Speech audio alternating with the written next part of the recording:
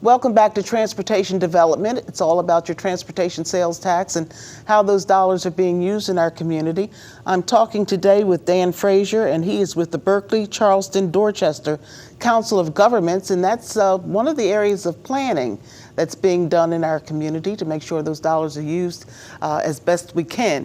Dan, when we were talking earlier, I was asking you about the use of dollars for planning and how the agencies that are associated with the COG, the Council of Governments, if I can. And you were telling me that you are mostly responsible for the planning. And just reiterate a little bit about what the COG does exactly and what your particular responsibility is in the way of planning. Okay, we have a staff of planners. Planning is a subset of the COG, and we serve as staff for the Council of Governments. They have a board of directors. They also have an executive committee. We're also staff for the CHATS policy committee. That's the MPO. So we provide staff services there. We also as I discussed earlier, we maintain all of the mandated requirements that for us as a metropolitan planning organization, CHATS, MPO. But we also do in-house work such as comprehensive plans. We currently are doing Lincolnville comprehensive plan, and we've also done corridor studies. We've recently done the Riverland Drive corridor study on James Island. We're also doing the Folly Road corridor study. We're managing that project, and that's a multi-jurisdictional project between James Island, City of Charleston, the county, and the town of Folly Beach. I promised everyone that we would talk about how the planning is done, of course, and then what happens if the plans become obsolete for some reason or out of date. But before we get into that, I wanted everyone to understand exactly, just a little bit more about the Council of Governments. When we talk about the council, we literally are talking about representatives from all these jurisdictions, Charleston, Dorchester, Berkley County, that come together. They also receive services that they may not have been able to afford on their own. And you're providing, the agency that you're working with, the COG, provides all of these long-range plans and all of this kind of thing, which is of huge importance to these communities, these smaller communities. That's and they correct. couldn't do it without you. I mean, without the COG. That's I wouldn't correct. think. We're a unique entity in that we're a regional entity. We do more than transportation-related work. We do more than just planning-related work. We also do regional water quality. We have a SC Works program underneath our roof. We also manage the Tri-County Link, which is a rural transit agency. And I'm probably missing one or two things that I don't work directly on. We're the grants administrator for the CDBG grants, Community Development Block Grants. Yes. As well as all of the Federal Transit Agency grants. So we could break that down if we could to federal. We have federal programs involved. Correct. We have local government programs involved. We do. The cities and the counties.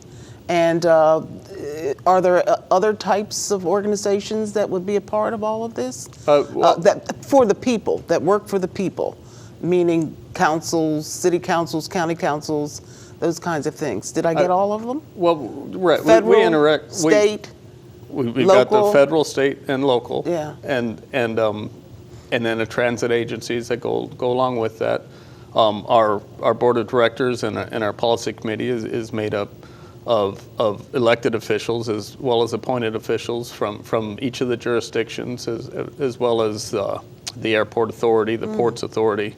So it's bringing together all of these entities, and it makes for a unique environment because oftentimes this is the only time, these meetings are the only times that all of these folks are brought into the same room. And there's no way that most of these areas, meaning county governments, et cetera, small towns, could afford to keep up with all of the needs and responsibilities that they would have interacting with the federal government, the state government, and all, without a council of governments. Certainly, especially in the rural areas. And they have high-level professionals who are there to help them prepare plans and to take care of their business as they should. That's right, especially in the rural areas. They're Yeah. less sophisticated, and they have to be. They have less going on. They have less money to spend on an administration, so they'll lean on us for professional support in many different sectors. And advice and all of that. Advice, Yeah. assistance with applying for grants, actually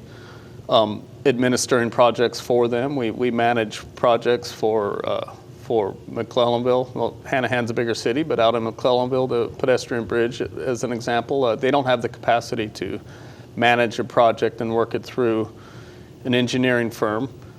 We do that on their behalf with grant money that they had received for a specific project. So, And the planning is just one area That's of correct. the Council of Governments for Berkley, Charleston, and Dorchester. Right. It's just one area. So we're sort of homing in on the planning part today because I'm curious about the fact that we have to make plans, and the planning is going to be essential if we're going to be successful in providing, in this case, road projects, whether they be small or large. We need to be able to take advantage of resources like the federal government, the state government, and of course the local dollars like the sales tax dollars. Right. And so there has to be some planning involved. And that's where a part of what you do and a part of what your organization does as a service to the community. And it has to be done. I mean, we just can't go out there and say, well, we're going to put in a road, or we're going to Right. build a new bridge, or we're even going to repair one. We need to look at certain statistical information that lets us know, and other kinds of data that lets us know whether or not we're doing the right thing, and that we're not just operating for now, we're also providing for the future. Right. And that's kind of where it's going at this point. So my question from the last segment is, what happens when plans go out of date? How do you keep up with the current mode of this community with all of this newness, the folks that are coming into the area from all over the country? We seem to have road systems that need to be developed as quickly as possible. We need to make repairs. We've got bridges that need our attention. We've got all of these things happening at one time. How do you and people like you, the planners, keep up with all of this? Well, you touched on a lot there. With most of the plans that we maintain, whether it's a comprehensive plan for a jurisdiction or the long-range plan that we prepare for the urban or the rural side of the Berkley, Charleston, Dorchester region, these plans are updated at a certain period of time. For the long-range plan, it's updated every 5 years. Comprehensive plans are required to be updated periodically as mandated by the state. So that in part keeps plans fresh. But when you're talking about a specific plan that has to do with maybe adding lanes to an existing corridor or a brand new road, sometimes they can get mired up, slowed down, often in the environmental assessment process, the NEPA process they call it. And there's been times where projects have hung around for so long before construction started that they were in need of additional funds due to that. Obviously, everybody wants to avoid that if possible, but it's part of the game. The cost of making a road or creating a road goes up all the time. It does. And it's expensive. It is, and oftentimes the original projected cost doesn't equal what it ended up costing when the road is completely built. It's difficult to control a lot of factors. A lot of factors have to do with permitting, and the time involved is sometimes it seems like it's nonsensical, but there's actually a practical approach to every time a permit is required. And it's, the permitting process, a lot of it has to do with protecting our environment above and beyond the road. And I don't think anybody could rationally argue that that's not a good idea. When traffic backs up on Highway 17, let's say in Mount Pleasant, Yes. which it does quite often, and not just in Mount Pleasant, but in other parts of the community as well, in our county. I'm thinking about Charleston County right now. I imagine the same thing's going on in Dorchester and Berkley, but certainly I live in Charleston County, so I'm curious about this. Are you aware of the fact that there may be these traffic problems? And if so, where do you get that information from? And then what do you do with it?